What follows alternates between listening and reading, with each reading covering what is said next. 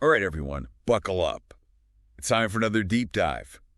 This week, we're going deep into the 49ers and Buccaneers matchup. Should be a good one. Definitely. And we've got this awesome, seriously in-depth, 1,500-word analysis to break down. By the end of this, you'll be dropping knowledge bombs on your friends all game long. Ooh, what jumps out right away is that it's more than just two good teams going head-to-head. You're totally right. It's like two completely different philosophies of how to win in the NFC. I like that. You hit the nail on the head. The analysis frames it as, okay, you've got the 49ers, all about strategy and discipline, right? Versus the Buccaneers, known for those explosive plays, that veteran leadership. And that's what makes it so interesting, right? Because you look back, both of these teams, they've had playoff success recently. Yeah. So this isn't just like any regular season game. This has implications.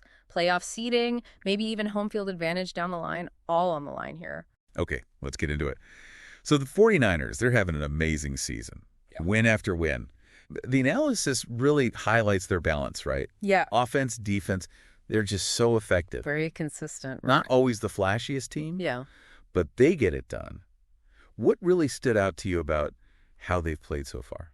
Well, for me, it's their commitment to controlling the clock. That time of possession battle. They are good at that. You look at the stats, league leaders consistently. It's impressive. And it's not just pounding the rock every play. No. It's that mix. The strong run game sets up those play-action passes, keep the defense guessing. And they wear teams down. And they've pulled out some close ones against some really good teams, too. It shows they can handle pressure. I'm thinking of that Rams game. Oh, yeah. Down to the wire.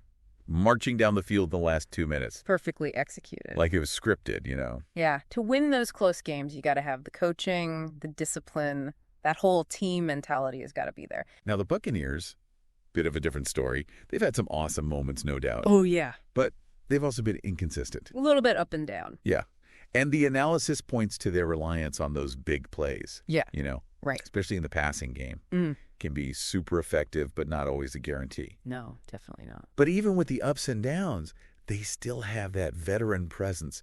I mean, come on, look at their quarterback. Oh, yeah. The analysis makes a point of saying this guy can still take over a game with his arm, those clutch throws. He's a proven winner. You can't count him out. All that experience. Wow. And you combine that with the talent at receiver they have. They're always dangerous. You never know when they're going to just erupt. Remember that Saints game a few weeks back? Oh, crazy comeback. Nail biter. He just willed them to win. He did. All right, the analysis also gets into specific strengths.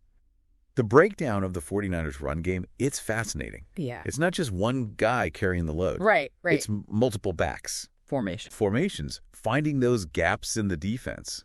So good at it. It makes them such a nightmare to defend because you never know where they're going to hit you from. You stack the box to stop the run. Yeah. They'll just burn you over the top with play action. It keeps you guessing, having to react. You're never in control. Exhausting to be on the other side of that. For sure. And I think that's where the 49ers can really gain an edge. They can establish that run early, control the tempo. It sets everything else up. You're saying use the run to wear down the Buccaneers. Absolutely. And then in the later part of the game, when the Buccaneers defense maybe starts to tire a bit, that discipline, avoiding mistakes, that's where the 49ers could really shine. Okay, interesting. Now, on the flip side, the analysis points to the Buccaneers quarterback. Even though he's not as mobile as he used to be, he's still got that arm. That cannon. And can read defenses. Like a book. And they suggest the Buccaneers might try to exploit any weaknesses in the 49ers secondary. Well, they've got the weapons to do it, that's for sure. They do. Super talented receivers, create those mismatches, even against really good defensive backs. And I think this is where it could turn into a chess match. Oh. The Buccaneers try to isolate their guys one-on-one, get that advantage. But then the 49ers disguising coverages, making it hard to read where they're going to be. Ooh, I like that. It's going to be fun to watch who wins that battle. Yeah. But before we get too deep into that, let's zoom back out a little bit. Because the analysis highlights some key matchups to look for in this game. And it starts, obviously, with the quarterbacks, right? Big time. You got the 49ers QB, known for making quick decisions, getting the ball out. Yeah. And he's going up against the Buccaneers defense that's going to bring the pressure. Relentless. That's the matchup I'm most excited for, I think. Yeah. Because that 49ers QB, he is efficient, he is quick. Yeah. But if the Bucs can disrupt him, get him moving out of that pocket, that throws a wrench into the whole plan. That's interesting, yeah. Strength versus strength. I like it. Yeah. And then you've got the Buccaneers quarterback, as we've said, master at finding those little cracks in the defense. Yeah. And he's going up against a 49ers secondary that, on paper, statistically, one of the best at preventing those big plays. Right. So what's the conflict there? Well, I think what's really interesting is the 49ers, they rely on a lot of young guys in the secondary. Oh, okay. They haven't faced a QB with this much experience, this much guile. Yeah. It's a real test for them. Can they stay disciplined? Can they avoid those little mental lapses that a veteran like this knows how to exploit? So 49ers, they got to be on their toes. Yeah. No easy throws. No freebies. And on the other side, the Buccaneers got to be patient. Oh, interesting. Wait for those moments when the coverage breaks down just a little bit. And then, boom, hit them with that explosive play. Love it. Yeah. All right, so we've got these two contrasting styles, both with strengths, both with potential weaknesses. All right. But to really get how this game might play out, we got to dig deeper into those matchups. Let's do it. Let's start with that 49ers run game. Yeah, let's do it. As we said, it's multifaceted. It's not just one guy. Right. You've got mention specific player's name. He's a beast between the tackles. Okay, yeah. Powerhouse. But then they can bring in, like, mention another specific player's name. Oh, he's different. Speed. Threat to take it to the house every time. It's like they've got a tool for every situation. Exactly. Wear you down, hit you with speed. And the way they use pre-snap motion misdirections, like, you think you know what's coming, and then nope. They got you. And that's so hard to defend against because do you bring an extra guy in the box to stop the run? Right. If you do that, they'll just hit you with the play action. Tight ends, they're all good receivers too. So the Buccaneers, their defense, they're going to have their hands full trying to stop all that. Big time. But what about flipping it? Yeah. The 49ers defense. Yeah. How do they match up against this Buccaneers offense? Well, the 49ers secondary, they've been great statistically. Yeah. Disciplined. Communicate well. They don't give up a lot of big plays. Right. But Uh-oh. they haven't faced a receiving group like this. Oh, you're right. The Buccaneers, they have mentioned specific players' names. Oh, yeah. Deep threat, acrobatic catches. You haven't mentioned another specific player's name. So strong. YAC monster, so hard to bring down. You can't forget the tight end either. Mention specific player's name. Oh, yeah. He's a problem. Matchup nightmare. Yeah. Too big for the DBs, too fast for the linebackers. That's tough. So this is going to be interesting to watch, this matchup. Buccaneers receivers versus the 49ers secondary.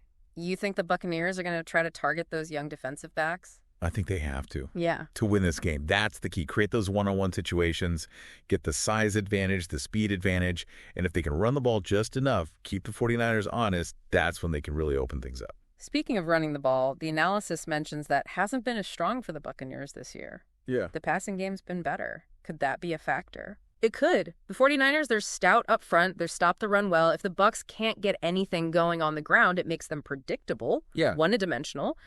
Then the 49ers can just focus on shutting down the pass. So it sounds like balance. Offensively, it's important for both teams. Right.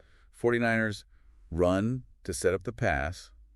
Buccaneers, just enough of a running threat to make the 49ers respect it. Exactly. And that's what makes it so fun, right? These contrasting styles, each team trying to find those little advantages. The analysis also talked about special teams and coaching as X factors. What do they mean by that? Well, special teams, they can always change a game, especially a close one like we think this is going to be. Oh, totally. Field position is huge. A big return, a blocked kick changes the whole momentum. Right. Both teams got good kickers, but the Buccaneers have struggled a little bit punting the ball. If the 49ers can pin them deep, that puts a lot of pressure on their offense. Interesting. And what about the coaching? Well, you've got the 49ers coach. He's all about the details, in-game adjustments, not afraid to get a little creative, try some things.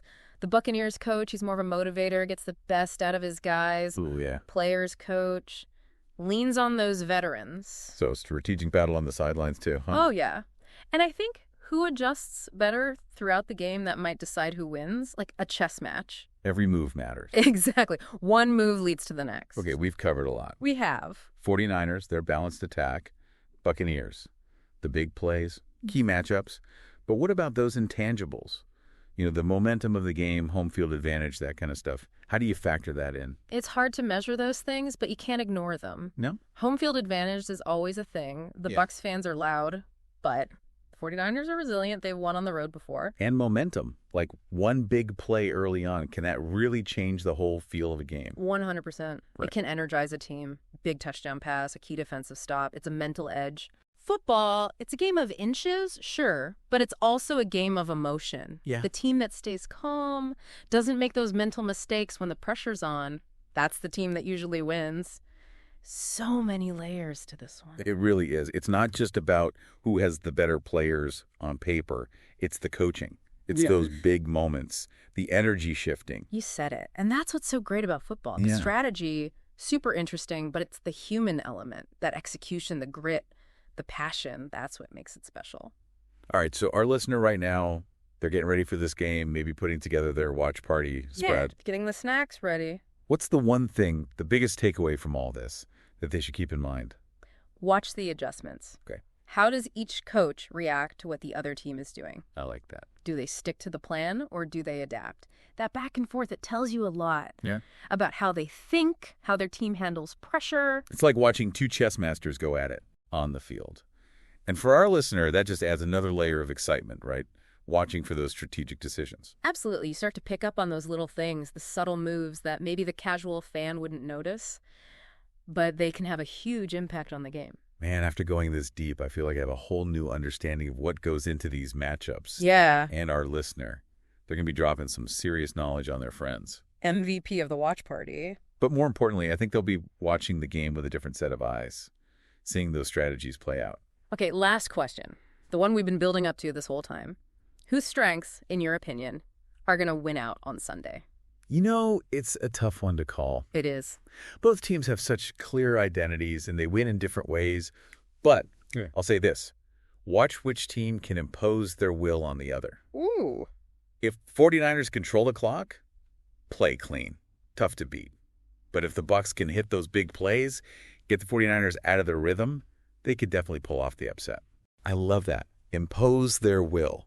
It's not just about the talent. It's that mental edge, that refusal to give in. Yep. Great note to end on. I think so, too. And for our listener, keep that in mind as you're watching. Who is dictating the pace of the game? Who's forcing the other team to react? That's where the real battle is happening. All right, to wrap this whole thing up. Yeah. The 49ers and their discipline. Yeah. Buccaneers and their explosive potential. Key matchups. The coaching battle. Man, I am so pumped for this game now. Me too. Can't wait. And for you, our listeners, you're gathering with your friends, your family, to watch this NFC clash. Remember, it's more than just a game. It is. It's a showcase of strategy, of athleticism, and that unpredictable drama that keeps us all coming back for more. Enjoy the game.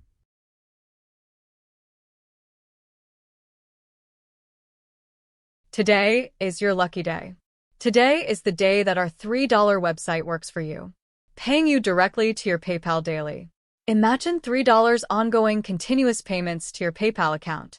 Imagine falling asleep and waking up to $300 in your PayPal account. How would this make you feel? How could this help you? What bills could you pay? What kind of fun could you have? What does that retirement look like now? All for a one-time payment of $3. This website is DFY done for you, fully built and completely hosted, and never stops collecting payments for you. You have spent $3 on coffee on a regular, but that coffee won't help you create multiple streams of income. Click the link below.